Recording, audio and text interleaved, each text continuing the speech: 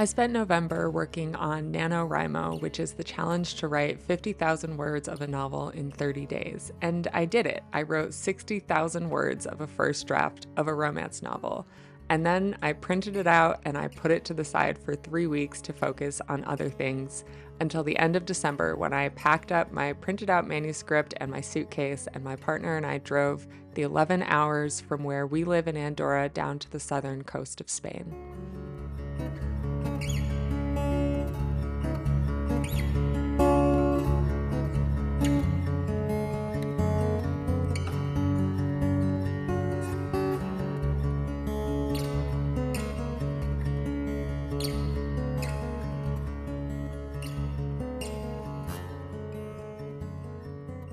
I love to work while in the car. There's something kind of meditative about looking out the window at the changing scenery and being just trapped in one space with your thoughts.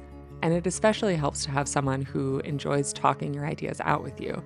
I only read through about the first 10 pages of my manuscript on this drive, but I spent hours and hours talking with my partner about this book and my larger plan for a series of romance novels and coming up with new plots and ideas. We were in Spain to spend Christmas with my partner's family and then New Year's in Madrid, just the two of us. And I had this whole great plan to read through my entire manuscript during this vacation, mark it up with all the edits I was going to make, and then come back home and start working on those edits. It was a great plan, but the plan got derailed for 3 reasons. Number 1, I immediately got a horrible cold, probably because throughout November and December, I had been pushing really hard working on this novel and working on my dissertation, and then I took a break and my body wanted to rest. And so I spent a lot of time nursing that cold, lying in bed, watching Grey's Anatomy. Reason number 2, we were on a vacation after all, so I wanted to spend time exploring and relaxing and sitting outside drinking wine, not just sitting at a desk, working on editing my manuscript. And maybe this is just me being self-indulgent, but I do think that taking time away from writing makes you a better writer. Consistency is important, returning to your writing is important, but so is taking a break to walk around and experience new things and give your brain a time to stretch and relax. But the third and biggest reason why I did not get as much editing done in this break as I planned to is because I knew that this was a rough draft, but once I actually sat down to edit it, I realized it was much messier than I thought it was going to be, and that I had all these new ideas that I liked so much more that were going to require big structural changes to the draft. I was really hoping to go into 2024 with a fully marked up manuscript and a clear plan for revision. And when I sat down on New Year's Day to kick off my year to a good start by getting some editing work done, I was even telling myself, it's not a bad thing to take the path of least resistance at this point and just push through and focus on finishing a novel rather than writing the best possible novel I could, because I have a bad track record of starting a creative writing project and then just completely abandoning it to work on something new and shiny. But as I was editing and thinking on that couch and on the long drive back home, I came up with a new idea that I liked so much more, but was going to be so much more work. And so now it's the first weekend of the new year. I'm back home and I'm 60 pages into reviewing my first draft, and I have a choice to make: push ahead with this or start something new.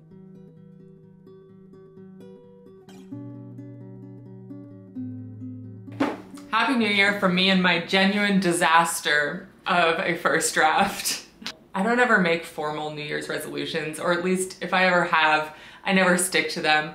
But in 2024, possibly more than ever, I have some very distinct goals for the year that I want to accomplish. And some of them are small goals, like I want to read at least 2 books a month for the entire year. But some of them are pretty big goals, like I want to finish my PhD, and I want to finish a complete draft of a romance novel that I feel satisfied with. And it was supposed to be this novel that I started during NaNoWriMo, And I was being a little dramatic. It's not like a total disaster, but it is pretty messy and it's gonna take a lot of work to restructure it. I'm making not just like cosmetic changes or not just polishing up scenes, but changing entire plot points and the entire ending, I think. And so the question that's ahead of me now is, do I commit to working hard and making those changes, or do I do what I want to do? I'm kind of superstitious about disclosing the details of any project that I'm working on before it's finished to really anyone outside of my partner and like maybe a couple of my best friends. But I will say kind of vaguely, the idea that I had that I want to pursue is to make the novel that I'm currently working on not a standalone and not the first in a series of interconnected romance novels, but I want to make it the third in a series. And I had this just like whole idea kind of unroll ahead of me in the car as we were driving up north through Spain about how this could fit perfectly into this little arc of 4 books, and this would be the third one. And so I say that I have a choice to make, but in my heart, really, I've already made the choice, because now when I sit down and I read through this manuscript, I can only think of this story as it would fit in the third part of a 4-part arc. I've been going back and forth about whether I really want to do this, whether I want to put this manuscript on ice and start from scratch on a new novel, but it's the harder thing to do, but it's the thing that I want to do. So I think I'm gonna do it. When I made my little TikTok trending list of ins and outs for 2024, one of the things that I decided was out for me was second guessing my writing choices. And one of the things that was in for me was writing more playfully. And so I'm gonna commit to this decision because I think that it's both. It's following my gut in terms of what I want to do with this writing project, and it's gonna be fun. It's gonna be hard, but the hard work can be playful.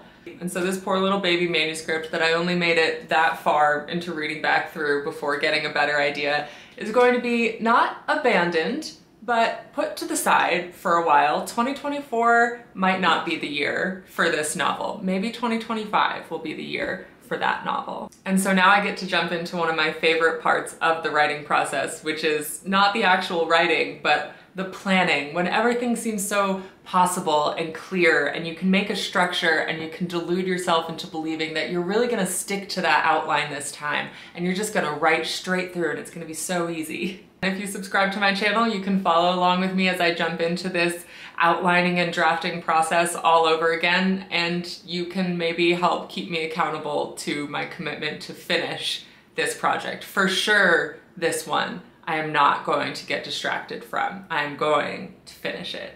I've got a good feeling about this year. This is the year that I finish my doctoral dissertation and I finish a complete draft of a romance novel.